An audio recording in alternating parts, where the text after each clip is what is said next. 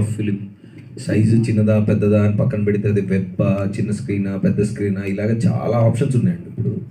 ఇప్పుడు ఆడియన్స్ కానీ మేకర్స్ కానీ యాక్టర్స్ కానీ అందరూ యాటిట్యూడ్ ఎలా ఉందంటే ఏ క్యారెక్టర్లో ఎవరున్నారు, మల్టీ స్టారర్ అనేది ఇంతకుముందు అసలు వాడే మాట ఇప్పుడు అసలు కాదండి. అది నాకు తెలిసి తమిళ్, మలయాళం ఇవన్నీ రకరకాలు ఇప్పుడు పాన్ ఇండియా అన్నీ చూస్తున్నాం మనం.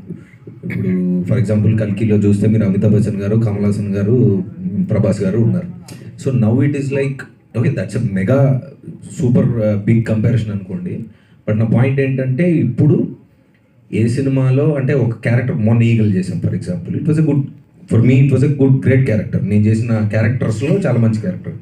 సో లీడా సపోర్టింగ్ అని పక్కన పెడితే రోల్ బాగుందా, అది ప్రేక్షకులకి ఎంత బాగా నచ్చుతుంది అని మాత్రం ఇప్పుడు ఆలోచించే అంటే ఈ థాట్ లేనప్పుడే చేశానండి అది. సో ఆబ్వియస్లీ ఇప్పుడు కూడా అదే థాట్లో ఉంటాను.